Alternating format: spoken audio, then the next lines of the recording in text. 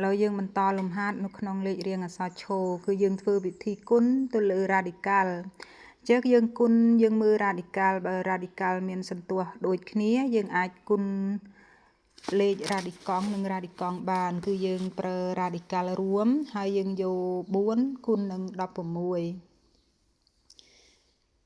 បើយើងយក4លើកយកស្វ័យគុណ3យើងលើកអត់កើតទេ16លើកស្វ័យគុណ3ក៏លើកអត់បានដែរប៉ុន្តែយើងអាចគុណចូលគ្នាបានដោយយើងប្រើ radical រួមគ្នាបន្ទាប់មកយើងយក4គុណនឹង16យើងគុណឃើញ64ក្រោយមកទៀតគឺយើងលើក64នេះឲ្យបានស្វ័យគុណ3គឺយើងលើកបាន4ស្វ័យគុណ3ឆ្នេះយើងអាចចែងបាន4ចឹង4នេះគឺជាចម្លើយនៃផលគុណឡើយយើងបន្តមកដល់លំហាត់អក្សរញោគឺយើងគណនាដូចខាងលើដែរគឺយើងប្រើ radical រួមគ្នាយើងដាក់ radical ដែលមានសន្ទុះ3នោះរួមគ្នាហើយយើងយក25គុណជាមួយនឹង5គុណមកគឺយើងបានចំនួនមួយទៀតគឺយើងអាចលើកយកស្វ័យគុណ3បានតែបើយើងមិនគុណចូលទេយើងអត់អាចលើកស្វ័យគុណ3បានទេអញ្ចឹងយើងគុណ25និង5យើងបាន125យើងអាចលើកបាន5គូបអញ្ចឹងយើងអាចចេញពី radical បាន5គូបយើងចេញពី radical មកគឺបាន5អញ្ចឹង5នេះគឺជាចម្លើយនៃផលគុណយើងបន្តមកដល់លំហាត់អក្សរដយើងមើល radical របស់យើងគឺមានសន្ទុះ3ដូចគ្នាអញ្ចឹងយើងអាចគុណចូលគ្នាបានដោយយើងប្រើ radical រួមគ្នាហើយយើងយក800គុណនឹង1000សន្ទុះគុណនឹង10យក800គុណនឹង10អញ្ចឹងយើងគុណធម្មតាមកគឺយើងគុណមកបាន8000យើងអាចលើកជាស្វ័យគុណ3បានអញ្ចឹងយើងមើលចំនួន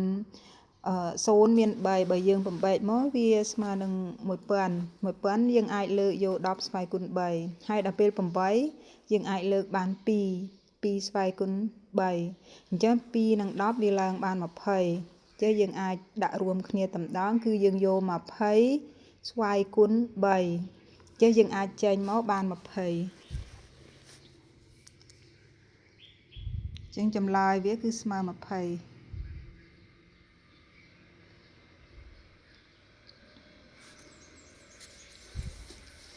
แล้วយើងចូលដល់លំហាត់អក្សរថអានេះគឺមាន radical វាជាចំនួនគត់ហើយនឹងជាប្រភាគប៉ុន្តែយើងអាចគុណបានដោយសារតែមាន radical ដូចគ្នាគឺ radical មានសន្ទុះ3ដូចគ្នាគឺហៅថាឫសគូបអញ្ចឹងយើងដាក់ radical រួមគ្នាយើងយកចំនួនគត់2នេះគុណជាមួយនឹងប្រភាគ1លើ16គឺយើងគុណបានធម្មតាគឺយើងគុណមកយើងដាក់ radical រួមគ្នាធម្មតាមកយើងគុណ2ទៅនឹង1គុណ2នឹង1បាន2លើ16ចេះយើងចែកអត់កើតទេប៉ុន្តែយើងអាចសម្រួលបានពេលដែលយើងសម្រួលគឺយើងសម្រួលនឹង2សម្រួលនឹង2បើន័យថាយកទៅចែកនឹង2ចែកនឹង2បាន1 16ចែកឲ្យ2បាន8អញ្ចឹងយើងអាចលើកយកស្វ័យគុណ3បាន1យើងដាក់ស្វ័យគុណ3គឺបានស្មើ1មកវិញហើយ8យើងលើកយកស្វ័យគុណ3គឺបាន2អញ្ចឹងយើងអាចដាក់រួមគ្នា1លើ2ហើយយើងប្រើវងកញ្ចក់ក្តបមកយើងដាក់ស្វ័យគុណរួមអញ្ចឹងយើងអាចចែងមកបានជាទម្រង់ប្រភាគគឺយើងចែងមកបាន1លើ2សូមកូនជួយចុចសញ្ញាកណ្ដឹងឲ្យអ្នកគ្រូម្នាក់មួយផងសូមអរគុណ